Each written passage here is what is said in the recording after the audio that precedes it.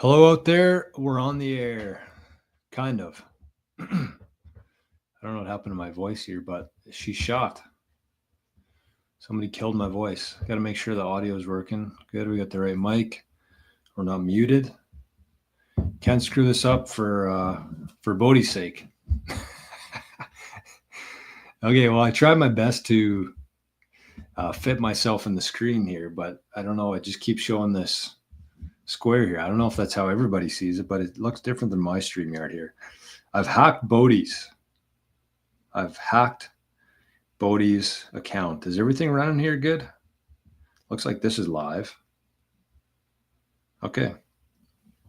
So I see a couple people are showing up here. We got the Zap stream running as well, I believe. Should double check that. But anyways, everybody, welcome to Bitcoin Generations. I don't know what episode this is anymore. Probably like number 8, number 9. But Bodhi is traveling today, so we're doing a solo show. Last week he did one without me. This week I'm doing one without him. And hopefully next week Bodhi will be back in the shop, in business, and he can tell us all about his trip. It is a business trip too. I'm not going to divulge any details related to it, but it is a business trip. Bitcoin related business trip. So I don't know if Bodhi's watching this. He might be at the airport right now. He might be on a flight. Who knows? Either way, we got a good show today. It's probably going to be, actually, I have no idea.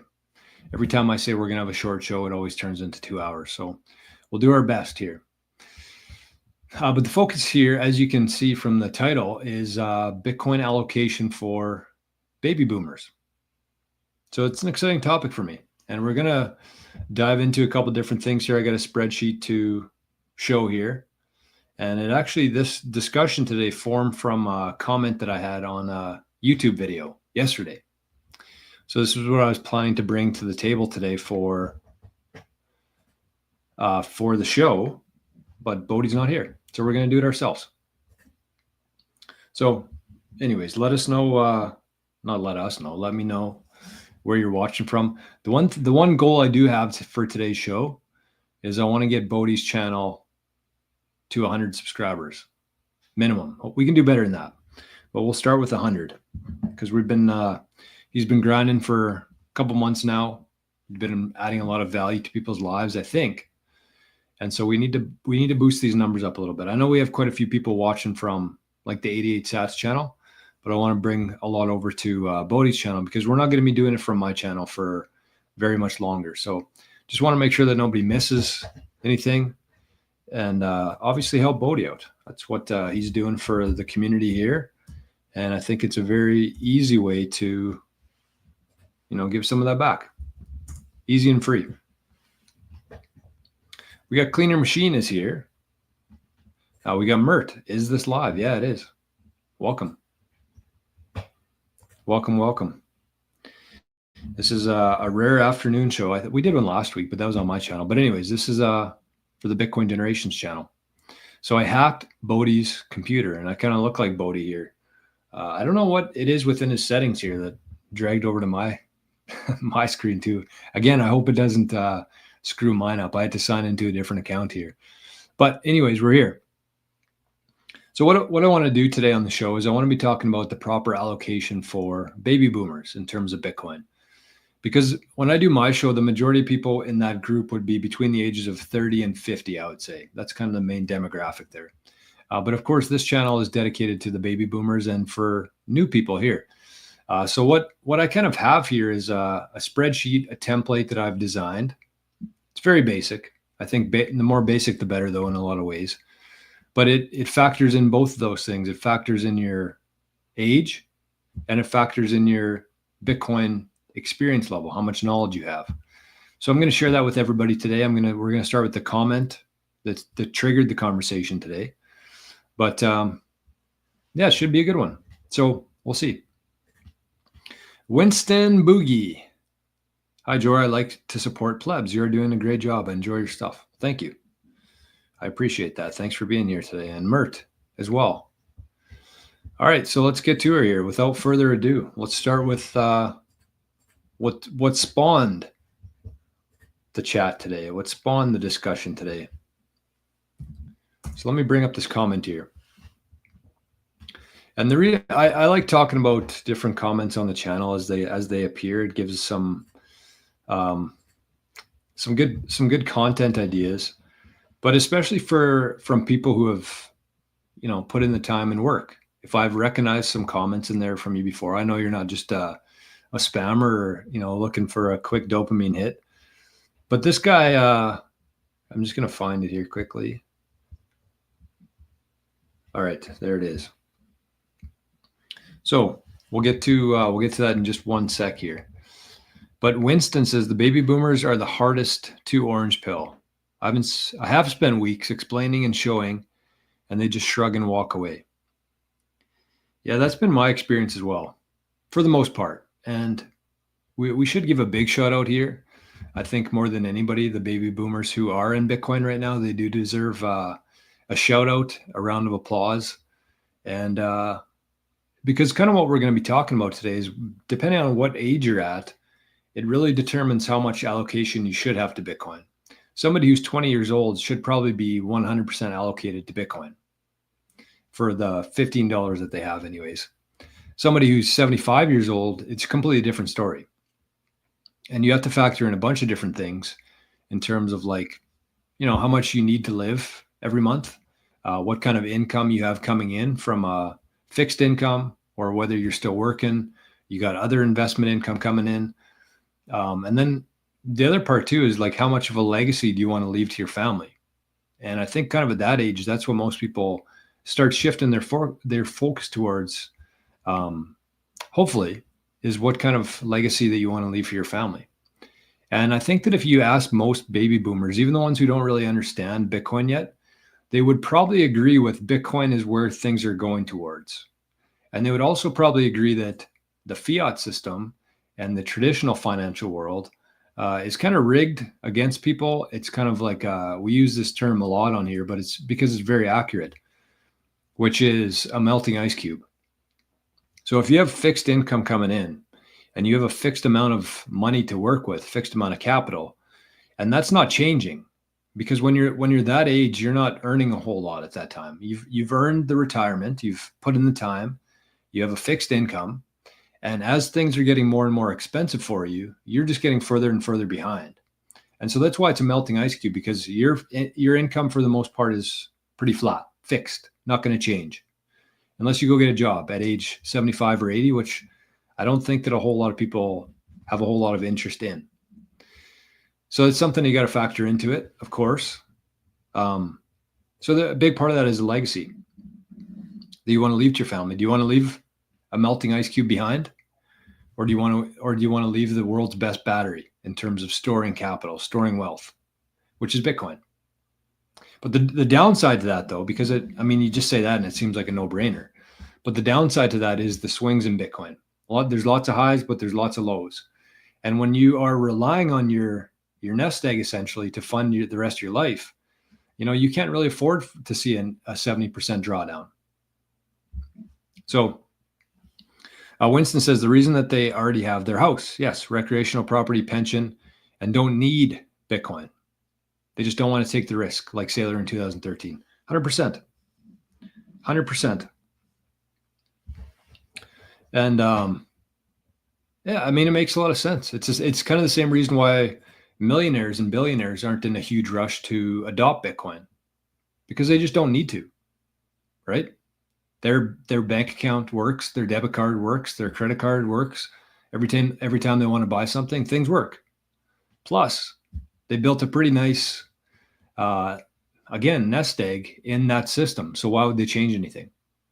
Whereas somebody like me, who's like 30, 35, 40 and below that, you know, we don't really have a whole lot to lose right now. And part of the reason why I'm so interested in Bitcoin, invested in Bitcoin, is because it's the only thing that I see a future in. It's the only thing that gives me any sort of hope for that. So yes, it's a risk that I can afford to take, but also it just makes so much sense to me because I've put in the time and work to understand it. And until you really understand Bitcoin, it doesn't seem like that much of a value proposition for anybody.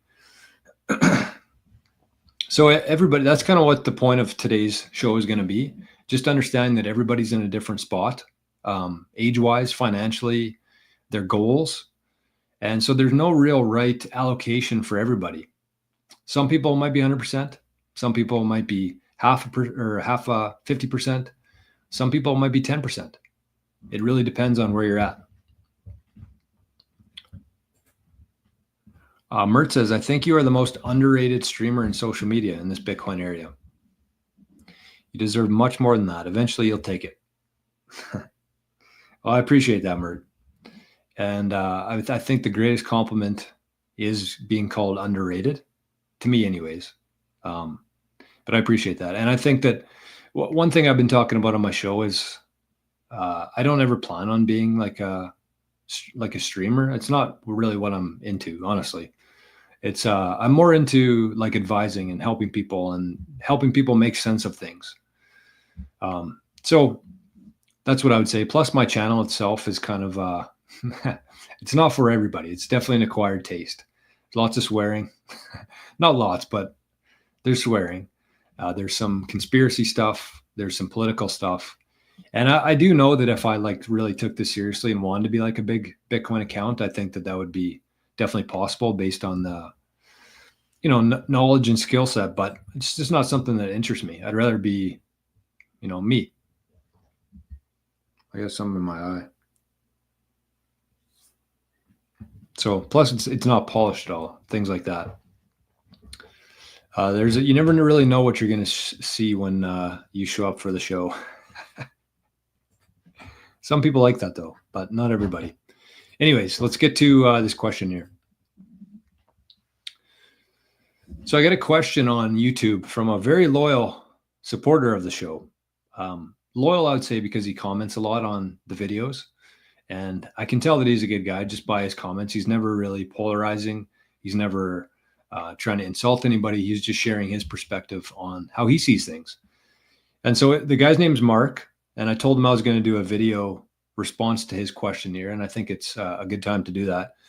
Because basically I posted a video yesterday on my channel talking about how I think that Bitcoin is 100 times better than gold. And currently Bitcoin is sitting at about 1/10 of the market cap of gold, which means to get 1-to-1, the price of Bitcoin would be $1 million, essentially. But I think Bitcoin is 100 times more valuable than gold, just based on the utility, based on the future, based on the demand going up. Cathie Wood actually did a very good job of explaining why Bitcoin is preferred to gold. And maybe I'll just kind of highlight that quickly before we get into my thoughts on it and the question here. But essentially what Cathie Wood was saying is that gold's kind of already had its day, in the sense that anybody who wants to own gold probably already does. The demand for gold is pretty much peaked. That's kind of what I got from her interpretation of it. Demand for gold will not increase from here. So that's one component of it. The second one is that institutions are hardly involved at this stage. We've seen a couple public companies, we've seen a couple countries and states who are starting to get involved here. But for the most part, this asset is owned by us, by individuals. 70% of the Bitcoin right now is owned by individuals, which is important. It's very important. So what that means is the demand for Bitcoin is going to increase. We've seen the trend of these big entities starting to get into Bitcoin, but they're hardly here. Like a small fraction of a percent of these big entities, this big capital, big pools of capital, is in Bitcoin right now. And the last thing she said was that Bitcoin's new. Like there's a lot of buzz around it right now. And for the baby boomer generation, even though they're not 100% interested in it yet, that wealth that they have is going to be passed down to their kids, their sons and their daughters. And their sons and their daughters aren't going to be wanting gold. They're not going to hold gold. They're going to exchange that gold for Bitcoin. That's what Gen X, that's what millennials want to hold, is Bitcoin. So that capital is going to flow to Bitcoin eventually. It's just how long? How long does that take? And so I did a full breakdown of like gold versus Bitcoin. And maybe I'll show that quickly after this part, just so everybody can kind of see it on here. But I want to start with this question here, which is from Mark. And he said, I like what you do, Jor. and I always watch your videos. I'm a baby boomer myself and hold both gold and Bitcoin. I hold gold because Bitcoin could decline by 80%, which we've seen before. We've seen drawdowns of 80%, which is a pretty big shock to the system for sure if you're not used to it. And he said, this has happened many times in the past. So he said, I'm 64. My gold is my solid backup. I hold $0. Best wishes, Mark in the UK. I like Mark. So I agree with Mark, and I'm going to show you kind of a graphic that I put together, or a template, I guess you'd say, in terms of like how to figure out what your allocation should be. This will be applicable for baby boomers and anybody out there, because it's not just specific to baby boomers. It shows the age. I'll just bring it up right now instead of wasting any more time. So here's the template that I put together, because I actually do agree with Mark. I don't think that baby boomers should have 100% allocation to Bitcoin. It just doesn't make any sense. So let's take a look at this chart that I put together. So this is the age categories here, and I kind of lumped it together a little bit, starting with 10-year-olds. That could probably be 20, but anyways, maybe there's some 10-year-olds out there who are stacking sats. But this is the chart that I have. So the age here is 10 to 30, first one. Next one is 31 to 50, and then 51 to 70, and then 70 plus. So that's the age demographics I want to start with. And I weighted them. So this weighting here is based on both of these, knowledge and allocation. So basically how this works is so let's actually start with the baby boomers here. So I don't know if every baby boomer is 70. I don't think that they are, but we'll call this the boomer allocation here. So I weighted this at about a 0.4, which means that if you're 70 years old, this weighting doesn't change. These are locked in based on the time preference of Bitcoin. And, the longer you hold Bitcoin, the more purchasing power goes up, the less volatility you have to go through. Because if you're somebody who's 15 years old and you buy some Bitcoin, you don't really care that it goes way up or way down. If you're going to hold that thing for the next 50 years, then volatility is pretty much irrelevant to you. But for this generation here, the baby boomers, it's more of a factor for them. So let's take a baby boomer here, and let's say that they have their knowledge is about 50%. So you got to ask yourself that question. That's kind of your starting point. Is number one, how old are you? Number two, what would you say out of 100 is your knowledge level of Bitcoin? Like, how much do you really understand this? You might understand a few different things, like there's 21 million. It's decentralized. It's fast. It's the future. It's kind of where things are going to. I would say somebody like that at a very surface level would be like a knowledge of 10 out of 100. But let's say that somebody's been watching YouTube videos for a couple of years now. They got a good grasp on it. They understand the components. They've been through a couple highs and lows. They're convicted. So we'll call them 50%, 50 out of 100 knowledge. So based on this weighted scale here, that means that even at a 50% knowledge level, you should still only be about 20% allocated to Bitcoin. So if you had a portfolio of $1 million, that's kind of like your nest egg that you're, hoping to retire, spend the rest of your life on, you should have about $200,000 worth of Bitcoin. That's kind of what I would say. And the thing with this is, even if it was 100, let's say that you're like a Bitcoin whiz, you know everything that there is to know, which I don't know how many people like that exist. But let's say that there is somebody out there. I still only think that you should have 40% of your total portfolio invested into Bitcoin. Because the whole thing with Bitcoin is you want to have this for a very long time. You don't want to have to rely on it. So even something like this, where you say that you have, again, perfect knowledge of Bitcoin, you understand it, you get it, you understand security, you know how to protect your private keys, you know how to manage your UTXOs, everything there is to know. I still think that a baby boomer should only have about 40% max of their portfolio invested into Bitcoin. Again, because this is an asset that you want to leave forever. So even if you think about that 40% is like your legacy, that's what you want to leave to your kids and their kids and their kids. Because you have to remember that Bitcoin is the perfect battery. And batteries hold up very well in all weathers for a very long amount of time. And that's what Bitcoin is. This isn't something that you want to buy this year, hope to double, and then sell next year. That's not the point of Bitcoin. Anybody who's buying Bitcoin for the first time should hold on to that Bitcoin for at least 4 years, maybe 5, minimum. So that's where you put your 40% into your legacy fund, your generational fund. That's going to be there forever. And you can do different things with that too. You can, we're not really there yet in terms of this being a mainstream thing that people do yet, but it will be. You can actually plug it into your inheritance protocol, and you can say, okay, here's my Bitcoin. I'm going to put it in this account for the next 20, 25 years. And even if I pass away, my kids can't touch that Bitcoin until this time comes.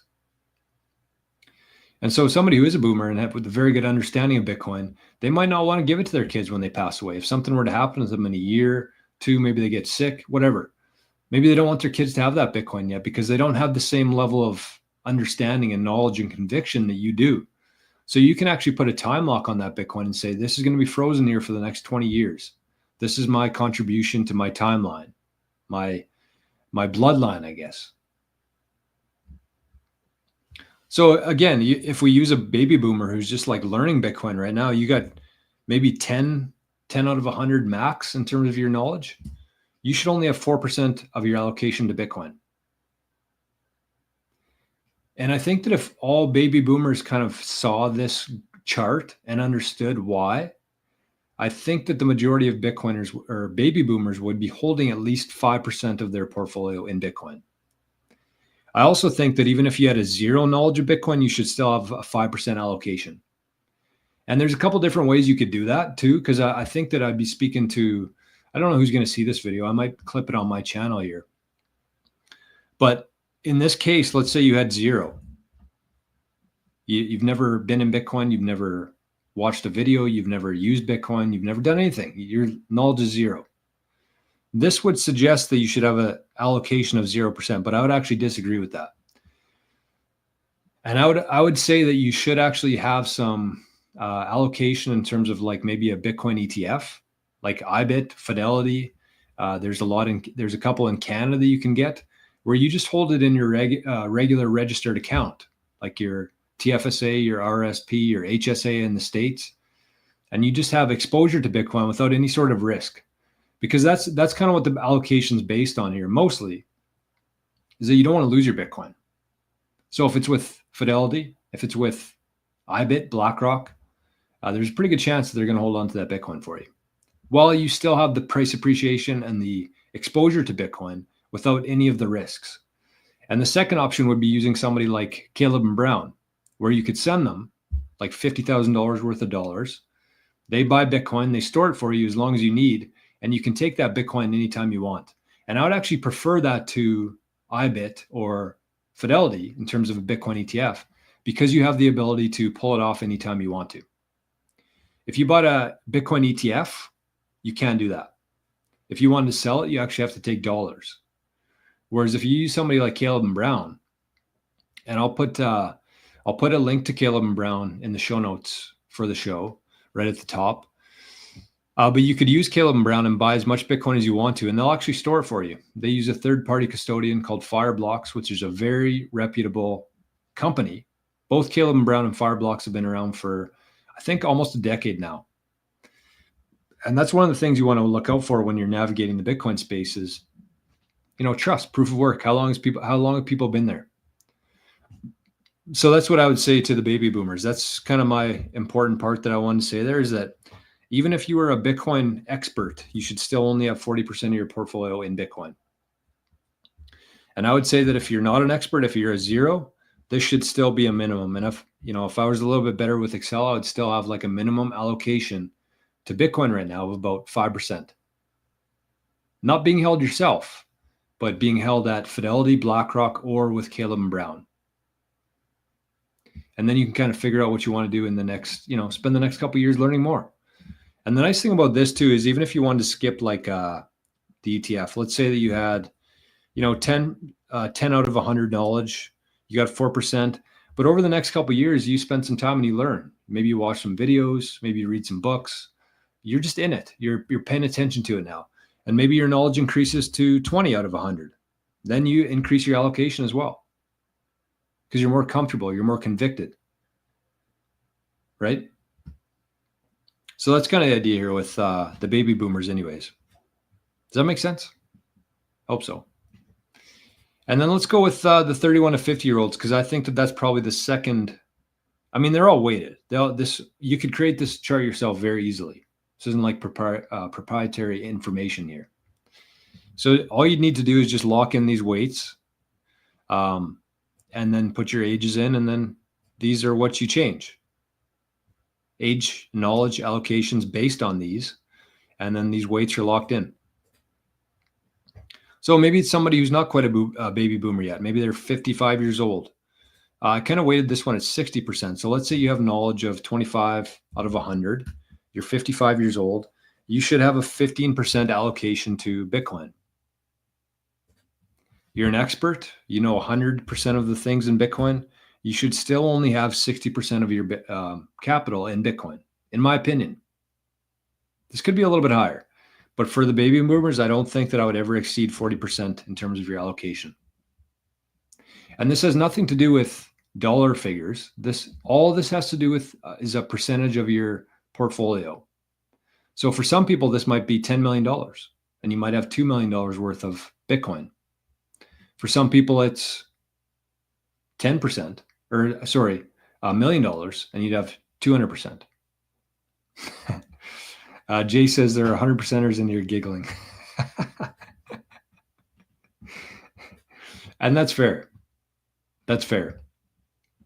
I still don't, regardless of what age you're at, and even if you do have like a good knowledge of Bitcoin, good understanding of it, I still don't think it's preferred to have 100% of your wealth in Bitcoin. I just don't. And the reason I say it is because not that I think anything else is going to outperform Bitcoin. It's the fact that we just don't know. Like I've spent a lot of time, a lot of energy, obviously, in this, learning this and buying Bitcoin and stuff. But there might be some sort of future event that we can't predict happens, like what they call a black swan event, where nobody foresees that even as a scenario. And Bitcoin could drop significantly for a very long time. I think Bitcoin over time will eventually win in a very big way, but you don't ever want to be bankrupted by something like that. I do agree with Jay here, and I'm a living proof of this, that you should have, once you understand Bitcoin, the more you understand it, the more you want to allocate to it, and you should have a high allocation to it. And I do, but I still have other assets. It's not like I'm owning Apple shares. It's not like I'm holding bonds. It's not like I have a couple, $10,000 worth of cash in my house or a bunch of gold. But, you should have some easily accessible cash. You should have some, you probably have a vehicle. Maybe you have some collectibles. Your house would count as an example for sure. So, I mean, once I factor in all that kind of stuff, like every asset that you hold, I don't think there'd be too many people who are 100% Bitcoin. It's different, like owning 100% of your 100% of your portfolio, all of your investments in Bitcoin, versus like converting all of your dollars that you earn into Bitcoin. That's where I'm at right now. Every dollar I earn, I convert to Bitcoin, but I don't just hold Bitcoin. Like I have a house, so that would be an asset for me, which would dilute my total portfolio. And most baby boomers see their house as like their main stack, pretty much. So I do agree with you, Jay. I'm a little bit guilty of that myself, but yeah, I think honestly, when you're at that point, and there's probably some people watching this right now who are, at that stage, but the one thing I would say there is like diversify your holdings, not diversify the asset, but make sure you have some, in your stock account, maybe through MicroStrategy, diversify it on one hardware device, and then maybe some in a multi-sig, maybe some in your phone. Diversify like the places that you're holding your Bitcoin versus diversifying your assets. the different assets that you're holding. That's what I would say. So yeah, that's this chart here. It just makes so much sense to me to be thinking about it like this, because you're going to hear a bunch of different opinions online and from your advisor, financial advisor, all that crap. But I think that if you just keep it simple, if you stick to this, and because even go back to the baby boomers here, like 20% allocation to Bitcoin, that means you got 80% in other things. 80%, even if you're losing, in real terms, let's say that you have like, I don't know, 20% of your portfolio in like a high interest savings account. The downside to that would be you're losing money, because even though you're earning like a 3 or 4% interest rate on that money, you're losing in terms of like the real rate of inflation being 12, 15%.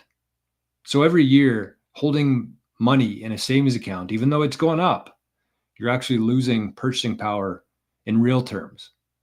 But the nice thing about it is it's very foolproof. It's very convenient. Anytime you want to pull out of there, if you want to go on a trip, if you need to buy something for your kids or your grandkids, you can pull it out of there easily.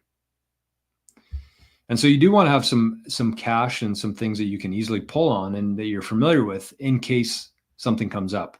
But that being said, you should still have a portion of that in Bitcoin that you don't touch forever. And that's not going to be in the cards for everybody, but it's going to be in the cards for a lot of baby boomers. So I hope that makes sense. And the last thing I would say to that, in terms of like having liquid cash, there's a big rumor in society that for some reason you can't sell your Bitcoin. My dad, who's also a baby boomer, but he plays hockey, and he said that he was having a conversation with somebody last week about Bitcoin in the dressing room. And one of the guys said, yeah, Bitcoin seems great, but the main problem with it is that you actually can't sell it. You can't spend it. And I really think that the majority of the population believes that Bitcoin is like this super hard thing that you have to try to get rid of.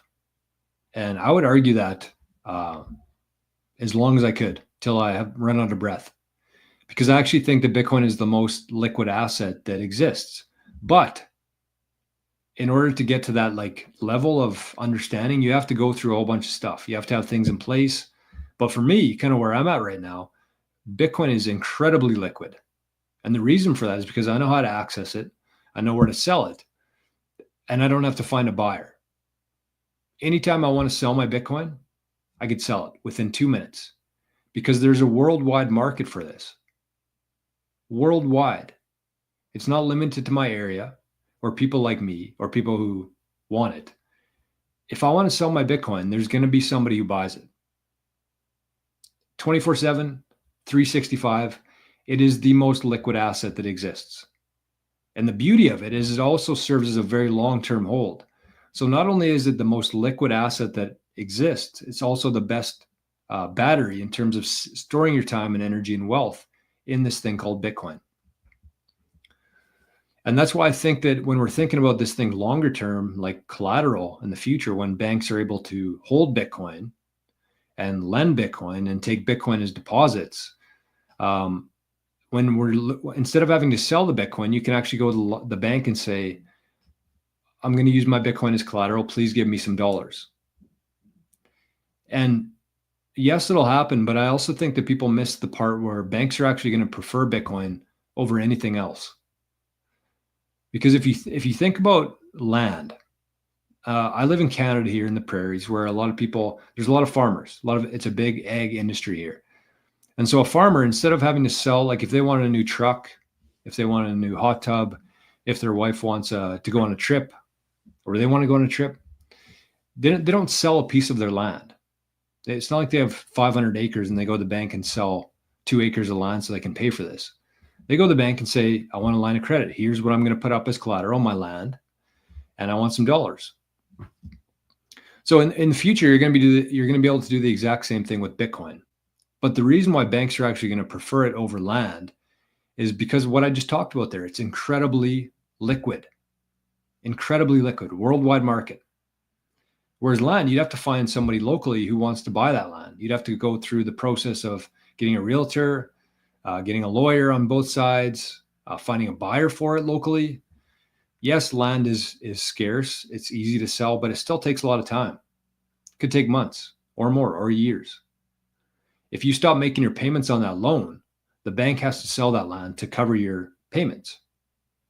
So they don't want to go through 2 or 3 months or 2 years of trying to sell your land to recoup your mortgage payments.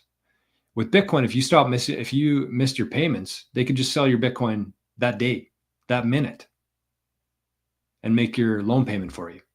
That's why I think that in the future, the majority of loans won't be based on your credit score. It'll actually be based on how much Bitcoin you have.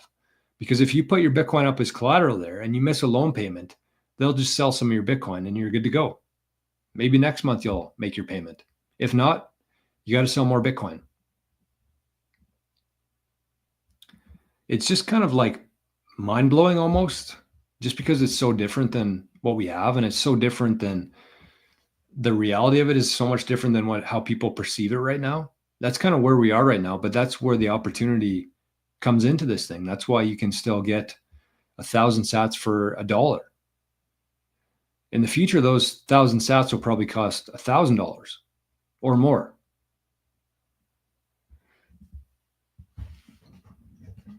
So yeah, it's kind of frustrating that we're having to orange pill people, as we call it, which I hate that term, by the way, because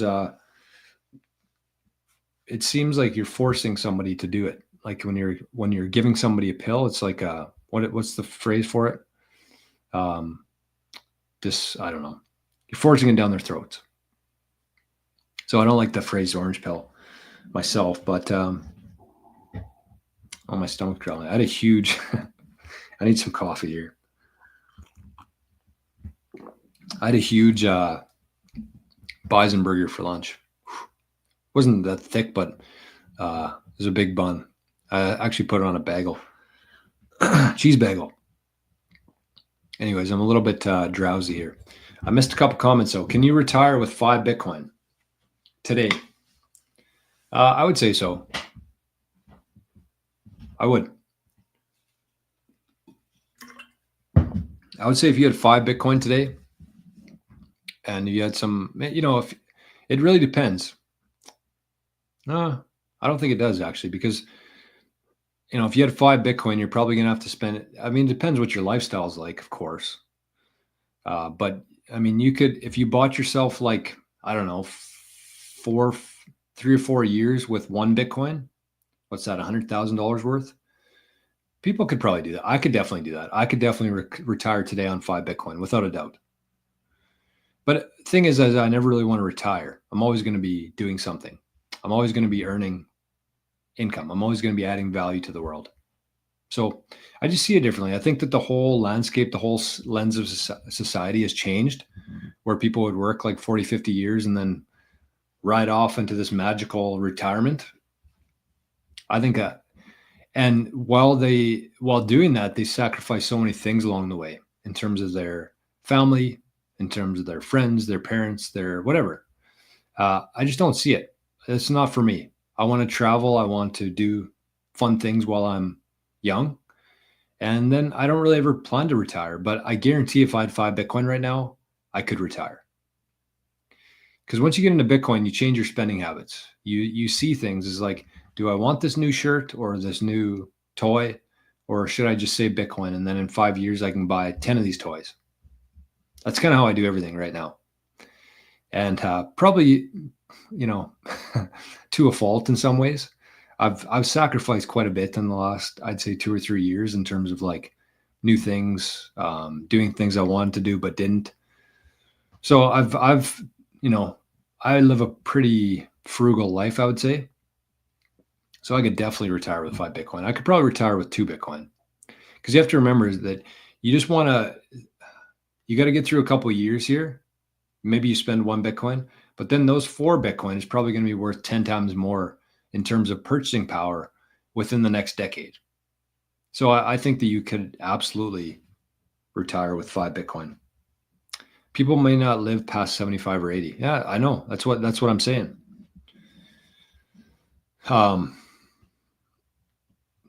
That's part of the whole deal here is like people may not live past 40.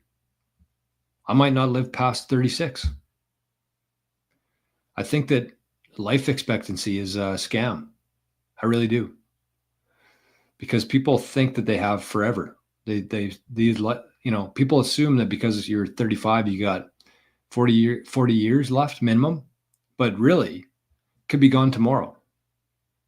And so I think that if people had a much different outlook on expectancy and life expectancy, they wouldn't waste so much time. That's what I would say. They wouldn't waste so much time, and they would take things more seriously in terms of Bitcoin. I think that's going to be the biggest problem in the Bitcoin ecosystem in the next decade, is that there's a lot of people out there with a lot of Bitcoin right now who aren't doing their best to protect it because they think that they're going to be able to do it later.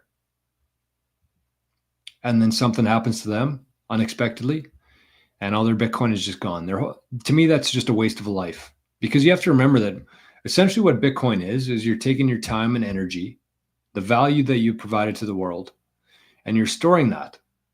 You're storing that in a battery. That's what money is. Until you get paid, you add value, you get paid, and then you store it in something until you want to spend it. Money's no good to hold on to. Cash, Bitcoin, anything. That's not the point. That's not the reason why people hold it. It's so they can buy something else in the future when they want to, when they need to. And so Bitcoin to me is like the perfect battery in that case. So you have to kind of have that all aligned with you and your setup and your direction in life. Caleb and Brown. What? That can't be real. I feel like there's a lot of bots on YouTube where, depending on what I say, bots show up. Like if I started talking about Trump right now, I'll try it. Let's start talking about Trump here for the next 30 seconds. I'm going to say Trump 10 times. And I guarantee there's going to be a bot that shows up in the chat named Donald Trump or asking about Donald Trump. Just watch. It's scary. It's kind of where we are right now with AI and everything, is that there's it's getting pretty sophisticated, the amount of what the bots can do and how they can trick people. So just watch. In a couple minutes, there's going to be some bots showing up talking about Trump. It's kind of weird. He'll be too old. Yeah, I agree with that. I mean, I can't vote for Trump, for one. I would if I could. I definitely would have voted for him in all 3 elections so far.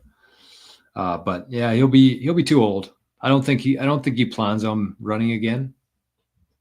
They have a very capable. He's got a very capable team. Silver is a good backup. I agree with that.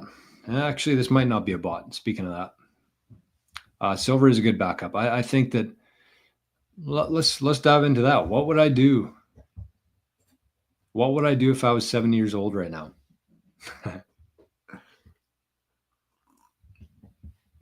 This will be a fun experiment. All right, so let's go back to this chart. How would I store my? You know what the sad thing for me is?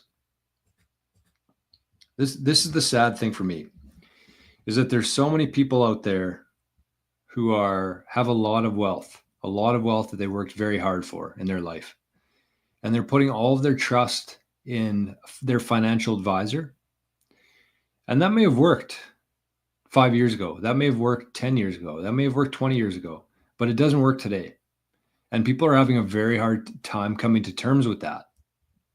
Is that and a perfect example of that is like the guy from Bridgewater, what's his name? Ray Dalio. He has this diversification where he goes into a whole bunch of different industries and funds and shit.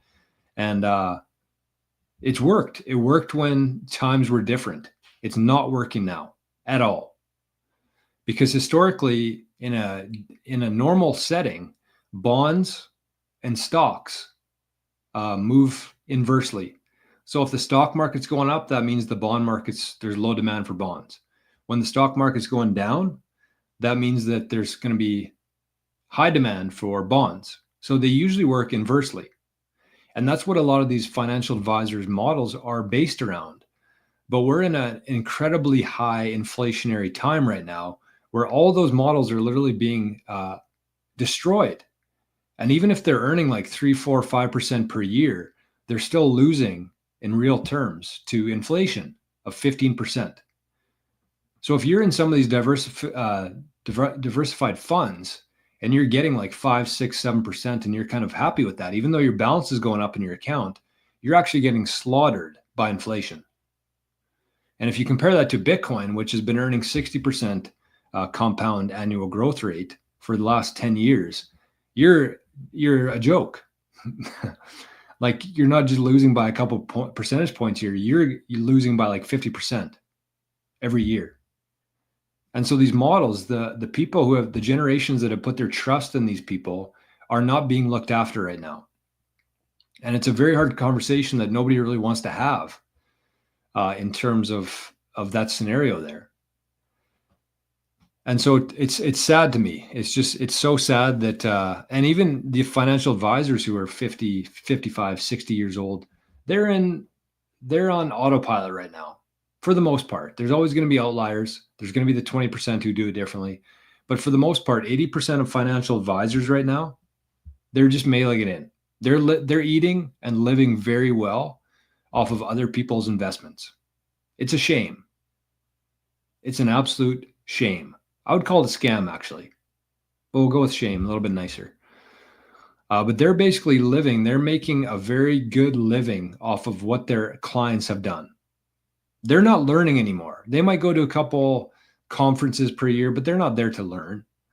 They're not picking up any books anymore. They're not watching any YouTube videos. And I know there's like this negative stigma around like people on YouTube, but it's where the majority of people get information now. And it's where some very intelligent people broadcast that information. So these people, they know how to talk to their clients. When their clients call and say, this is what I'm struggling with, they know what to do. But they're not advancing. They're not learning anything new. They're just basically milking what their clients have worked for their entire lives. That's my problem with financial advisors right now. And so for me, somebody who's not a financial advisor, this is what I would do for a portfolio for a baby boomer. So let's focus on this. Let's say that there's a baby boomer out there who has, I don't know, they've watched a couple of YouTube videos, they have a little bit of Bitcoin, they've sent some Bitcoin, they understand that this is where things are going, they get it. So let's say that, actually, you know what? I just saw somebody here in the chat. I got this open on my phone too. I'm way behind the chat, but I saw this. Look at this. There he is, the man himself. Mark, you inspired this video today. This whole conversation for the last 40 minutes has been based on your comment here. So you might have to go back and rewatch this because I kind of have spent 20 minutes doing this already. But I'm kind of at the point now where we're talking about my ideal baby boomer portfolio. And you're probably going to like that. You're probably going to like this allocation as well, this template that I made. So let's actually use Mark as an example because Mark holds Bitcoin. He knows about Bitcoin. So let's say that he has 50% knowledge. Out of 100, Mark rates himself at a 50 in terms of his understanding of Bitcoin. And he's not 70 yet, but we'll just put him in this category too. Let's put this to whatever. We'll leave it here. So I would say that about 20%. Actually, you know what? Let's use this one instead for Mark. Since we're talking about him, we'll do about a 50 or 60% allocation, his knowledge, which leaves us with a 30% allocation to Bitcoin. So this is Mark. He's in this age category. His knowledge might be higher than this, but we'll just say 50 for simplicity. So he should have about 30% into Bitcoin. So we want to get this to 100. That's kind of our goal here. Let's put this over there. There we go. And there's a comment here from Caleb Brown said silver is a good backup. I agree with that. I would actually hold silver, and Mark will disagree with this too, but I would hold silver over gold for sure. And I'm not just going to say that without an explanation. I think that the reason why I would hold silver and why I do hold silver over gold is 3 reasons, I believe. So number one, I would say that silver is actually more useful as a utility than gold. It's used in a lot of technology. It's in everybody's phones, TVs, solar panels. It's a very useful, and medicine too, very useful. It has a lot of utility. Second one, I believe that silver is actually much more scarce than gold. Even though they tell us differently, if you looked at some of the mountains, if you looked at some of the Grand Canyons, there's a lot of gold out there. Even El Salvador, I think a couple months ago now, they discovered like $2 trillion worth of gold in El Salvador. I said on my show today that I'm pretty sure El Salvador is like the size of my backyard. And they found $2 trillion worth of gold, plus whatever else is out there in the universe that we'll probably explore at some point. So you got utility. I think silver is much more scarce than gold, even though they tell us differently. And the third one is because of those two things, you can actually get about 60 silver coins for the price of one gold coin. So that's why I would hold silver over gold as well. And so for most baby boomers and people of that kind of age category, they do like precious metals. They've always been around precious metals. They understand it. They like it. So I would say probably, I don't know, 10% into silver, 5 to 10. The next one I would say here would be like a quick cash account. So let's go like a high interest savings account. And this is kind of like something that you could pick up the phone, you could log into your online banking, you could transfer it whenever you want to, as fast as you want to. I would actually keep about 20% in this. This is probably going to be like your fund that kind of gets you through, I don't know, the next decade or two. Again, everybody's portfolio is going to be different here in terms of size. So these might change a little bit, but this is kind of where I would be starting with this. Next, I would actually put some in like selective stocks. So this wouldn't because even with the high interest savings account here, the one thing that you have to keep in mind here that even though you're making maybe 5% max, it's probably lower than that. It's probably like 3%. So that's your return. But the real cost of inflation right now is, I'd say like, let's go 10%. Keep it at 110. That's probably more accurate. Funny, I was watching Mr. Beast games last night. I was watching it on, I think it's on Amazon. But anyways, their main prize was 10 million. That's what the winner got, $10 million.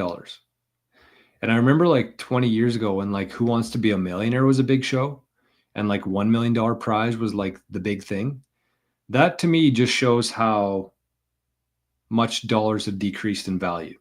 That's a perfect example. Like the peak game show prize, I think that's a good indication of where we are right now.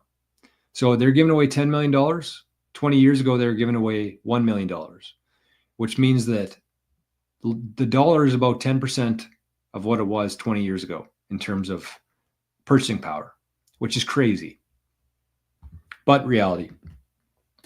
So selective stocks, I would be selective with this because there's a lot of zombie corporations out there who literally do nothing. They don't make a whole lot of money and they're just barely surviving. MicroStrategy was a perfect example of this. They were making money, but like they were losing money because of inflation.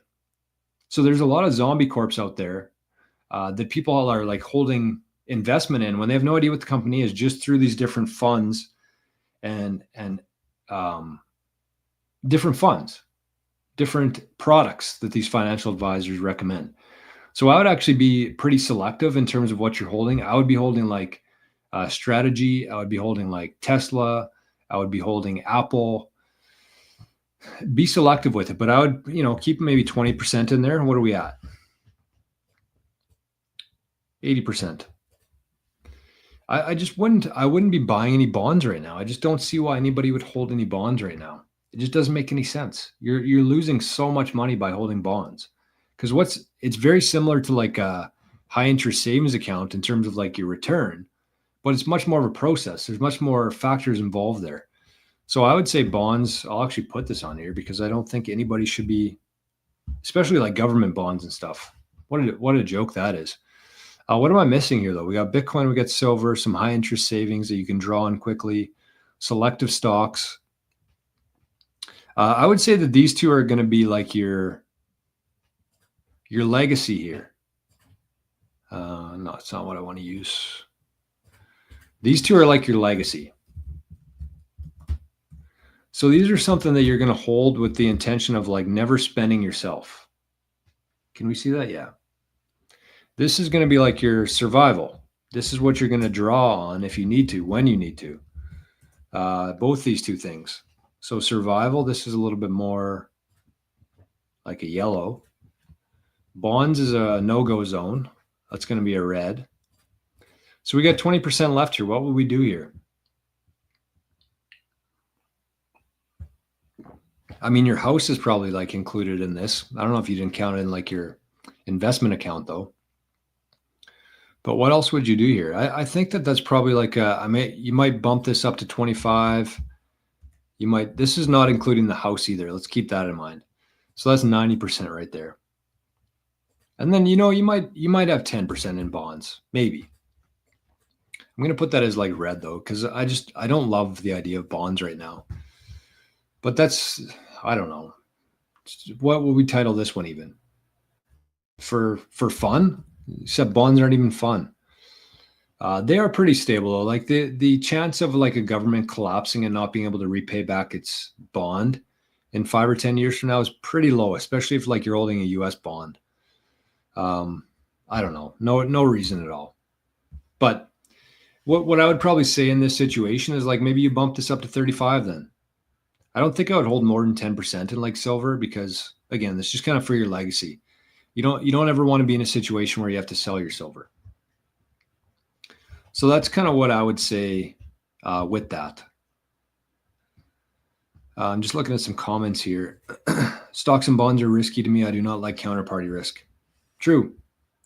But, you know, at this stage, you also have to be thinking quite a bit about your, you know, the tax implications, your estate, things like that. I mean, for this category, you still got hopefully half your life left. But, you know, when you're that age, you're a little bit more vulnerable to different things. So you never know. The life expectancy, as I said, is it's a myth. It's a illusion. It's not real.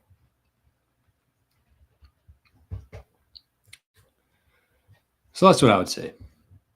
That would be mine. And I might have missed something there. Again, I'm not a baby boomer myself. So that's just what I would do when I'm a baby boomer. All right, let's see what we got next. Is weight the number of coins? No, weight is just kind of like the weight I put on your age and knowledge. So you know how you like do weighted allocations of things? That's what I did with this. What is knowledge? I would say that knowledge is like, you know, having a good understanding of it. Do you know what Bitcoin is? Do you know why it's valuable? Do you know how to hold it, how to protect it, how to send it, how to manage it, how to look after the UTXOs, how to cash out if you needed to? Have you been through a cycle before? Because Bitcoin goes up and it goes down. And if you don't have the conviction to hold it, you're going to look like a fool. So knowledge is kind of all encompassing of all that. I would say conviction is probably a better word, but you also have to know how to secure it. So Winston Boogie, no, it's how much you know about Bitcoin, basically your confidence in it. Yes, exactly. The other thing I would say to this is Bodhi, actually. Bodhi came up with this analogy, and I've been using it because I like it. I'm pretty sure it was Bodhi anyways. But again, if you are a baby boomer out there, or you want to like start thinking about an allocation to Bitcoin, again, you got the ETFs, which is a very easy way to do it. You don't have to do anything crazy. You don't have to set up an account. You don't have to download a wallet. You just basically sell some of your existing portfolio and put it into BlackRock or Fidelity or the one in Canada here. I forget what it's called. But that's one option. Two, you can use a company like Caleb and Brown, where they hold your Bitcoin. And kind of in the meantime, while you're storing it somewhere else with a third party, you're gaining your knowledge. And this is a real story, actually, that's something that just happened to me in the last couple months, is that there was actually a 22-year-old in the US. He reached out to me. And I was blown away by this 22-year-old. He was very impressive. He's, I think, married or getting married. Him and his wife both work in healthcare industry. He launched a company around like a healthcare product. I think he's still working on it, but this 22-year-old, he basically put all of his money into Fidelity. All of his holdings are in Fidelity Bitcoin ETF, like a lot, especially for a 22-year-old. But he essentially reached out to me because he wanted help. And so basically what he did is he put all of his money, as soon as he figured out that Bitcoin's like where things are going, he put all of his money into Fidelity, into the ETF, because he knew it'd be safe there. He knew he didn't have to accrue the knowledge required to protect that Bitcoin. So he put it all into there, and he's done very well since he did that. So he got the price appreciation and exposure to Bitcoin without the risk. I mean, there is a third-party risk there, but we're talking about Fidelity.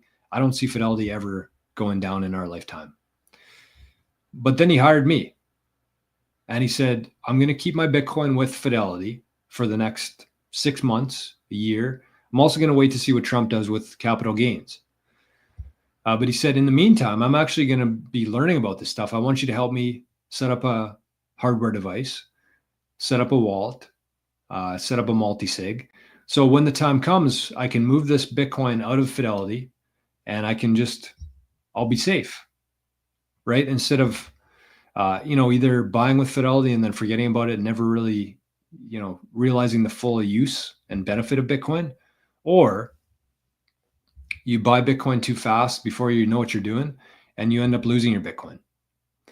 So going back to what Bodhi talks about, is he said, like, when you first learn to drive a car, like, you don't just hop in a car and hit the highway, right? Nobody did that. So why would you do that with Bitcoin? You hire somebody, just like you have a driver instructor that's sitting in the passenger seat, telling you what to do, telling you what buttons to press, telling you how to do this and that. And if you're doing something stupid, they can just slam on the brakes. And that's pretty much like what I do. I'm kind of like the passenger in a car, somebody who's getting into Bitcoin. And I'm kind of like, okay, tap the brake, you're going too fast, or, put your blinker on or whatever. It's the exact same thing, except I was going to say not as risky as hopping into a car at high speed, but it's people take their wealth too lightly. We've been just too accustomed of like letting other people handle our stuff and putting all of our trust in other people to hold and manage and not screw us over. And I just don't think that that's the way. And especially with the amount of money that's been printed in the last 5 years, like, it's not as serious, life and death, but it's pretty close.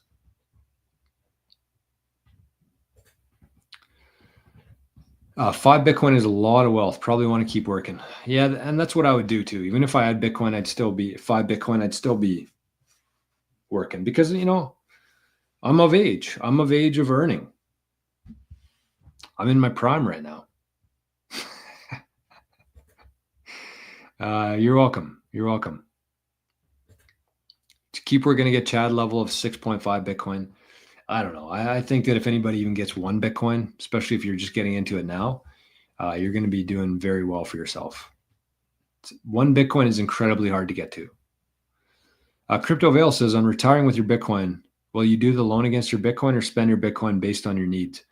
I will definitely be doing loans against Bitcoin, but I'm already mapping that out because I'm kind of structuring my Bitcoin in a way where I don't have to expose my UTXOs to the bank when that time comes.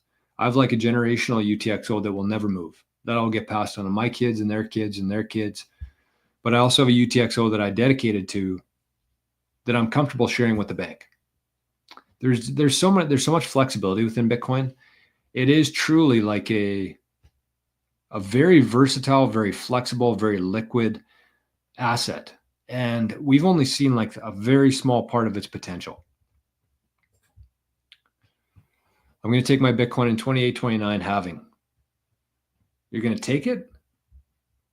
Or you're going to hold it till then? Hey, Santino. Patrick's here. Look at this. We got everybody showing up. My backup is MicroStrategy and MetaPlanet. Yeah, that would be kind of like my selective stocks.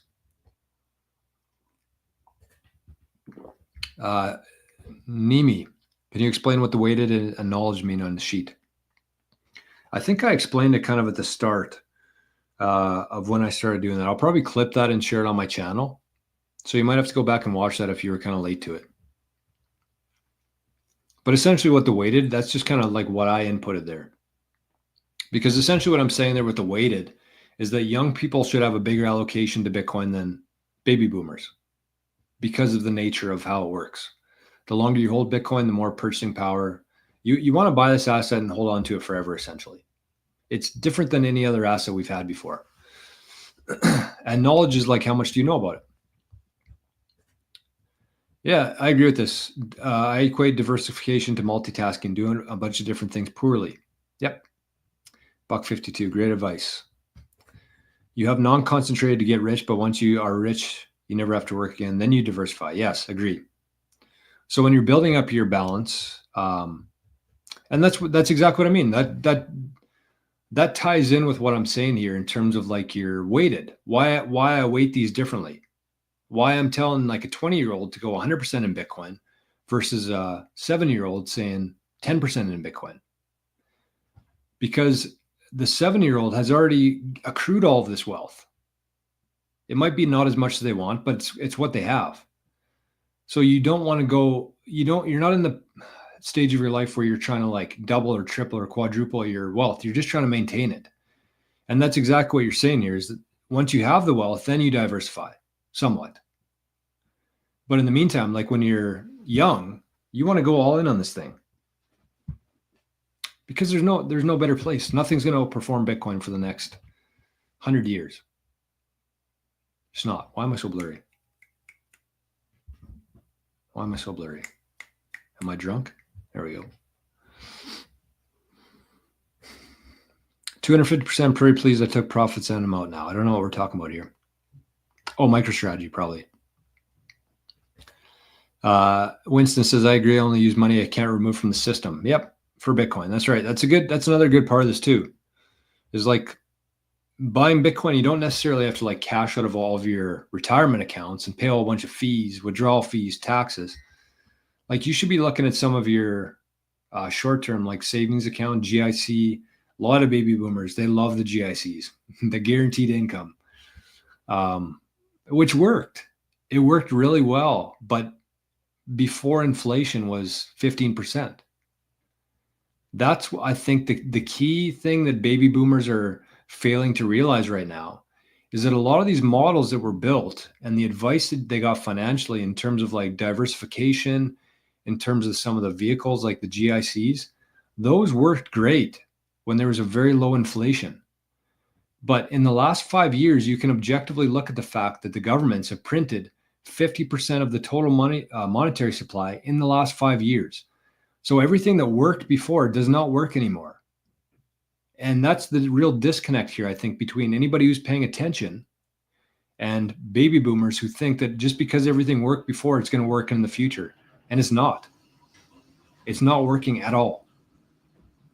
One of the most famous investors, again, Ray Dalio, he built his whole career on diversification and index funds. And that worked in a different environment when there wasn't this much inflation, when stocks and bonds were going inverse. They had an inverse relationship. Now they're correlated. In a high inflation environment, they're correlated. And everything else, everything else is going down compared to Bitcoin. That's why everything is like Bitcoin's at a 60% return every year because of these things. And they just fail to comprehend that. But I mean, I'm not going to trash them. That's why we're doing this show, to kind of explain that to them. We have to deprogram ourselves from what the powers that be have said. Yes, hard to shake off that brainwashing. I agree, but that's what we're doing here, literally. And that's why, the people who end up watching the show, I give you a lot of credit because nobody's paying you to be here. You don't have to take this hour course to get a credit on some university course or something. You're just doing this because you give a shit about yourself and your family and your future. So, it's a little bit easier for me to talk to because people have already made the decision that they want to unprogram their brain. I agree with this. Winston says it's not commonly thought of as an investment, but depending on your location, guns and ammo are a good store of value. 100% agree to that. 100% agree to that. Oh man, it's the bots, the XRP bots. They're really messing with a lot of people's heads. Truly, there's like a whole bot of XRP. There's like a whole army of XRP bots scraping the internet right now. Whether you're on Twitter, whether you're on YouTube, anything. I'm sure if I start talking about XRP here for a couple minutes, there'd be a whole bunch of bots that show up. And for people who don't really understand like what's happening with the AI and bots and stuff, like I could see why people would be swayed, because it's just like everywhere they look, XRP is going to go to the moon, and they look at it and it's like $3. And they're like, okay, well, even if this thing like doubles, if I put a couple thousand into this, even if it just goes to $6, they're telling me it's going to go to 1,000. But even if it went to 6, like I could retire. And so people are just putting insane amounts of money and capital in the XRP when there's nothing there. It's a complete illusion of what's happening in XRP right now. Complete illusion. It's crazy. Jay says, I have to agree with all the reasons you stated regarding silver. I mean, if anybody wants to argue that, give me a good example of why you'd hold gold over silver. Because I just don't see it. Sharper, thoughts on Metaplanet? I actually talked about this yesterday, but I guess that was on a private, our private Q&A that we do. What did I say about Metaplanet? I forget now. Let me think. I'm pretty sure what I said was I didn't know it was even available to people here in North America. I thought it was only if you were in Japan you could hold Metaplanet, but I've been proven wrong. Apparently, if you're in Canada, you can actually, if you have an advisor and you have access to the Tokyo Stock Exchange, you can buy Metaplanet. But the thing I would say about Metaplanet is I just wouldn't. And the reason I wouldn't is because personally, I trust the US government more than the Japanese government. And the reason why there's so much demand for Metaplanet is because a lot of Japan's capital cannot access Bitcoin. That's why there's such a premium on Metaplanet. So you're going to be buying into that premium already. There's a huge premium versus the Bitcoin that they have versus what people are paying for their shares. So I don't know exactly what it is compared to MicroStrategy, but I just don't trust as much as US. Plus, I just don't see any reason to, if you're actually going down that road of like wanting to buy companies that have Bitcoin, just get MicroStrategy. Like no company, no country or state is going to catch MicroStrategy. That's the reality of things, in my opinion. So why would you like try to diversify that? That doesn't really make any sense to me. So if you're going down that road, I'd say go MicroStrategy. And kind of how I see it as like, I see MicroStrategy as Bitcoin. I see similar, these other companies, Metaplanet, like Ethereum, where people kind of saw Bitcoin back in 2020 and they're like, okay, this thing's already $60,000. But if I buy Ethereum for $3,000, there's a chance that this thing could go up more. But that's just not how things work, right? There's a lot of other factors at play there. But to me, MicroStrategy is like the Bitcoin, and everything else is like the altcoins that are trying to do the same thing, but can't do it quite as well and won't have as big of an impact overall. So I just don't see any like need for it for me personally. I would rather just hold MicroStrategy. And above that, I would rather hold Bitcoin than anything else. Self-custody Bitcoin is the goal for everybody here. All right. I told Bodhi I was only going to do an hour and we're 15 minutes over. So let's, Zapstream, I totally neglected you today, but it looks like you totally neglected me too. So I just wasted a bunch of sats. That's okay. That's okay. Kieran deserves it. All right. So what I would say here as we kind of wrap things up, is there any other questions or topics that you guys want to talk about here in the last, 5 minutes? If not, I'll probably just start winding things down here. One thing that we haven't done much of, and I don't know if I really wanted, yeah, we could do it because there might be some people out there who are wondering like where to buy Bitcoin. And so the one thing that I would say for anybody out there who's looking to buy Bitcoin, number one, if you're like somebody who's new into Bitcoin, I would strongly suggest using a company like Caleb and Brown.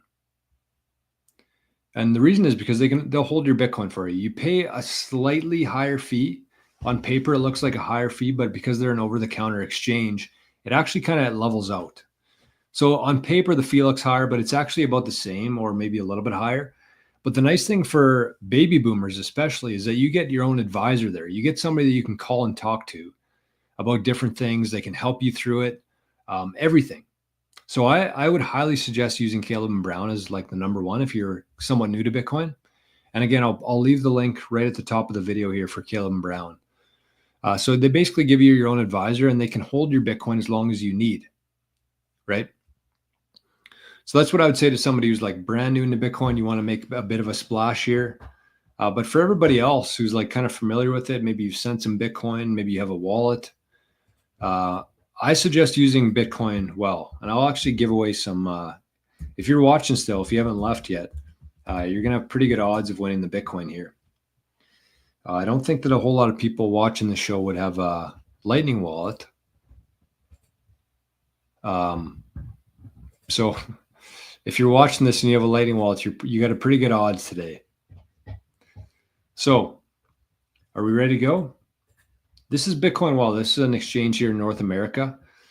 They're the best one in my opinion by far. And they actually, they don't sponsor my show, but they give Bitcoin to the show where we can give it away to the community here. So I'm going to do that here from Bodhi's channel just for fun. And so if you have a Lightning wallet, make sure you get it out. And the first person to scan this is going to win some sats, some Bitcoin. So are we ready? Set, go.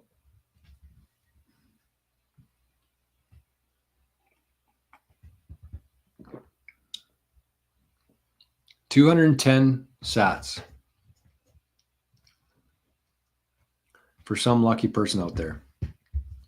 And I'll give you guys and girls 5 seconds here. Otherwise, I'm going to swoop in and grab these from you.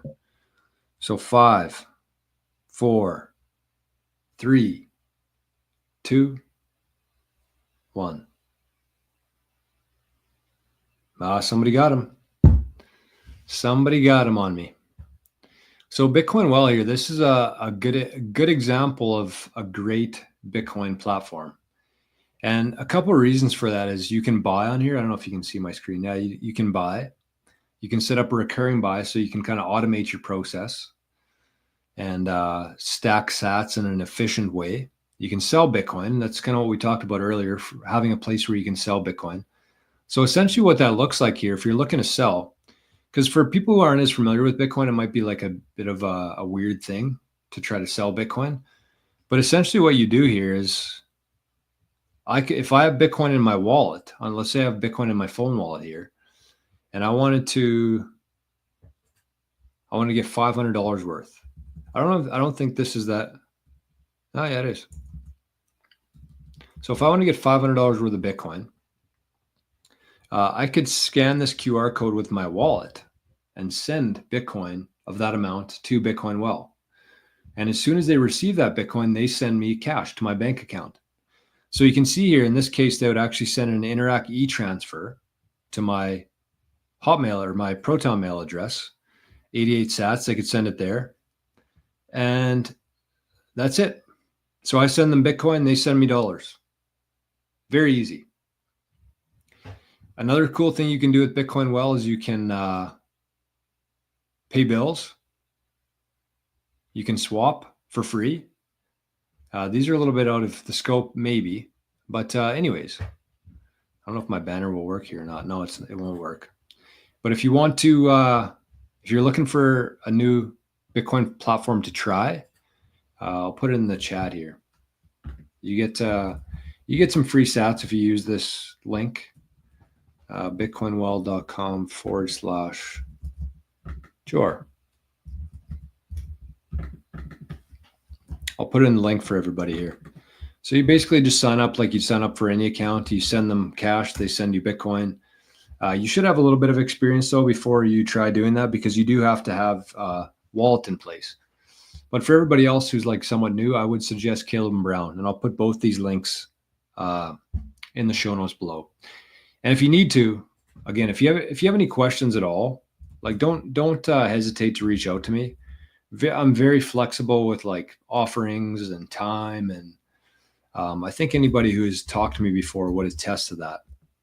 So you can just shoot me an email. Tell me what your situation is. Tell me kind of what you're looking for, and I can help guide you into the right direction, or either short-term, long-term, whatever you need.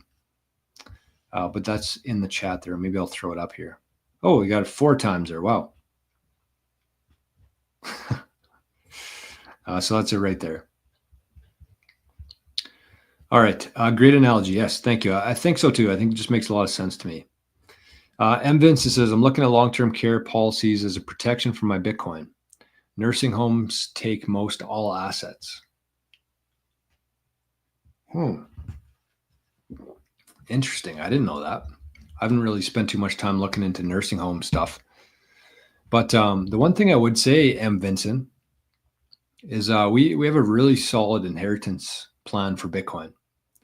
It does take some time. It takes a little bit of, I mean, you don't really have to go through the same process for everybody, but we have a very good inheritance protocol for Bitcoin. A couple reasons why it's good. It's non-KYC, which means like we don't need to know your first name, last name, email address, phone number, your address. We don't know how much Bitcoin you have. We just basically design a plan. If something were to happen to you, this is the document you leave with your lawyer, your wife, your husband. They follow it basically to a T, and they'll be able to access your Bitcoin. So that's what I would say there, because honestly, the last thing you want to have happen here is you don't want to be in a position where something happens to you unexpectedly and your assets, including your Bitcoin, go into like your estate or your probate. And if that's not all done properly, a lot of this stuff is public information. It becomes public through the courts. Not that it's not going to be like front page of a newspaper, but like if anybody wanted to find it, they would be able to access your information if it goes into probate. So that's definitely a component, and I'm sure Bodhi and I will get to that eventually here with the channel. But yeah, reach out again if you're looking for ways to buy, store, protect your Bitcoin, plus the inheritance side of things there. Just shoot me an email, and we'll point you in the right direction at least. Hey, sweating and smiling, Adam. Good morning, or good afternoon, I guess. I'm not used to doing morning shows. Or Lori, sorry, Adam or Lori. Cleaner Machine says, I've been watching from the start. I'm Ian's grandchild, and I'm 14. Wow. I was wondering, if I don't have income, what should I do to generate Bitcoin? That's such a great question. There's a lot of different things you could do, actually. You might have to get help from your grandpa, but there's a lot of different apps now. There's probably 5 or 6 different applications you could use to earn Bitcoin. And you can earn Bitcoin by playing games on your phone, which is kind of crazy. But that's probably where I would start. And then, when I was 14 years old, I had a lawn care business. I had a couple different businesses when I was that age, but I had a lawn care business, and I would, you get a lot of cash, and then you get your grandpa to go convert that cash into Bitcoin and send it to your wallet. That's what I would say. Plus, if you're 14 now, there's never been an easier time to earn money online. I know 14 is a little bit early, but there's also like 10, 12-year-olds with the help of their parents and grandparents who are making probably more money than me online right now. Well, I know that they are. That's kind of like, there's so much opportunity for 10, 14, the Gen Alpha, I think they are, or Gen Z. So much opportunity there. It's crazy. But yeah, a couple different, I'll throw them in the chat here for everybody. And actually, you know what I'm going to do? I'm going to put, there's a good crowd in here today. So what I'm going to do is I'm going to put all my referral links to these, because a lot of these you actually need a referral link for to fully, utilize these earnings. So we got Smiles, we got ShakePay, we got Ember, we have Fountain, some of these don't have a referral code. What's the other one there? Anyways, all the ones that I have there, I'll put a referral link for everybody to access afterwards. So in the show notes, we're going to have Caleb and Brown. We're going to have Bitcoin Well. And we're going to have these referral links for earning free Bitcoin. But the last thing I would say that if you're 14 years old and watching this right now, I would say that look at Bitcoin as like your, how can I word this? Just understand that the more the time goes on, the more you're going to be able to buy with that Bitcoin. So you're good to spend your cash. You're good to spend some other investments you have, but never sell your Bitcoin. Anytime you get Bitcoin, it goes into a wallet and it stays there forever. Think of it as like a one-way street. It goes in there and it never comes out. And as you kind of build that up, you might have a couple different wallets that you use for spending, like I do. I have one wallet where I send Bitcoin to it and never even thinks about leaving. Some other wallets I have, like my wallet Satoshi, like my Speed wallet, I'm okay spending those sats. But I have one wallet dedicated to my generational wallet where it's just a one-way street. No matter what, if I needed it, I'd rather go bankrupt than sell that Bitcoin. So 14, if you can save some Bitcoin, if you can slowly compounding is going to be your best friend, especially in Bitcoin. Anytime you have $1 that you don't want to buy a toy with or candy with, or a beer with soon, you put that into Bitcoin and it never moves, just stays there forever. And then when you're 40, 50, you'll never have to work another day in your life. And that's the beauty of it too, because currently you have to work your whole life to your 60, 65, 70. And then the government prints 50% of the monetary supply and ruin all of your savings. So if you're 14 right now and you start compounding Bitcoin right now, and you just hold on to that, you might be retired by the age of 30. I'm serious. I'm dead serious. You don't have to wait till you're 65 or 70 years old and then get screwed over by your own government anyways. This is something you can take custody of. You can truly own it. And if you do it properly, you can retire at 30. I guarantee if you started compounding Bitcoin today at 14 years old, you could retire by the time you're 30. I 100% believe that.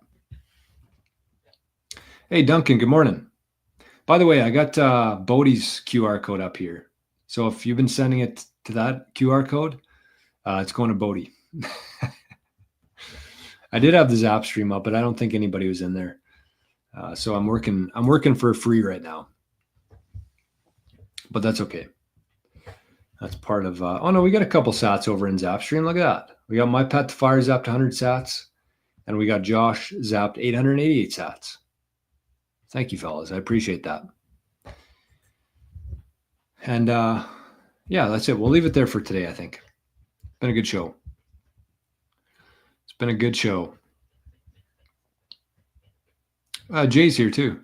Hey, Jay. Josh is here as well. Wow. Be good to grandpa. Yeah, that's a good point. That's more great advice for the 14-year-old there. Just enjoy every single second you have with your grandpa. My grandpa's been gone for about 15 years now. And it still sucks. I would give all my Bitcoin probably to be able to just hang out with my grandpa for a day. So yeah, definitely enjoy your time with your grandpa. Wow, that was unexpected. Santino says Sailor was a guest speaker today at the CPAC. Was he? Oh, I didn't know that. He was frustrated. I bet he was. He gets frustrated pretty easily, that guy. Fucking XRP. Okay, we're going to call it a day here. Sorry about that. So thanks, everybody. I hope you enjoyed the show today. The last thing I would say to everybody here, just as a favor to me, just quickly take like 3 seconds here or 10 seconds, however long it is, and just go over to Bodhi's channel here. I think a lot of people are watching from 88 Sats channel. Just go over to Bodhi's channel. Just type in @Bitcoin Generations. Actually, I'll put in the chat right now for everybody. But if you're watching this after, you can actually just go to you type in the @ symbol, Bitcoin Generations, and this will pop up. So make sure you go over there and subscribe. I'd like to see this number get to at least 100 after today.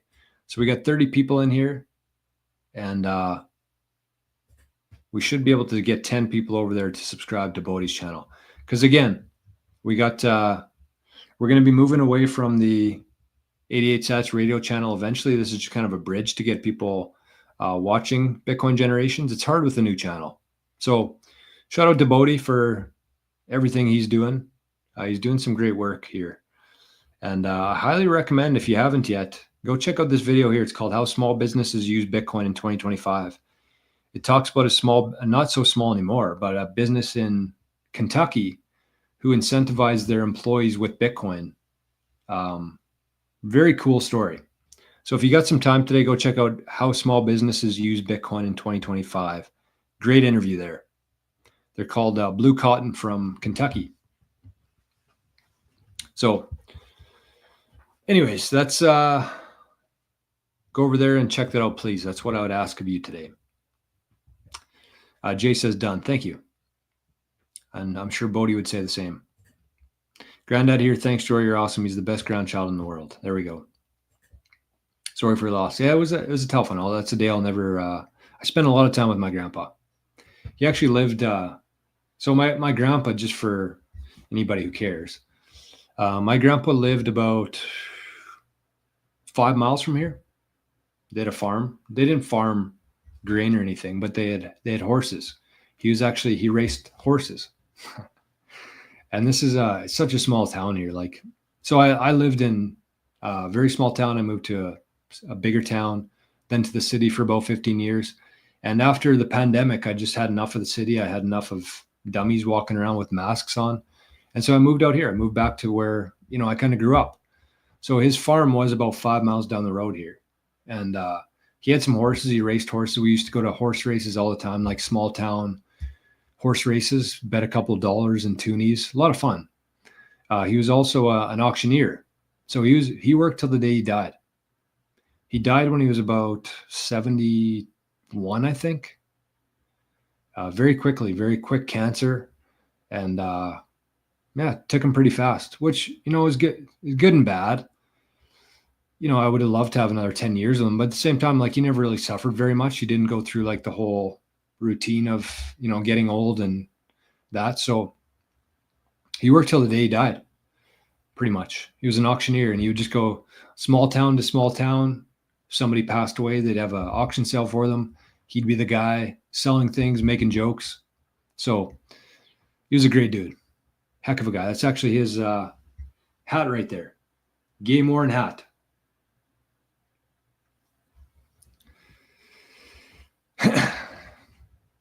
Anyways, very, very thankful for him. He taught me a lot of good life lessons. So anyways, thank you, Sharper. Thank you, everybody. I'm losing my voice here for a couple of reasons, but thanks for watching. I hope you took something away from the show today, and I hope you go over to Bodhi's channel and subscribe there, and join us next week. Maybe Bodhi and I will team up again after a couple weeks away. So have a great Thursday, everybody. And if you're from Bodhi's channel, make sure you check out the Daily Bitcoin Journey if you want to learn more. Every morning, Monday to Friday, 9 a.m. Eastern time. Okay. Have a great day, everybody. We'll talk to you soon. Bye-bye.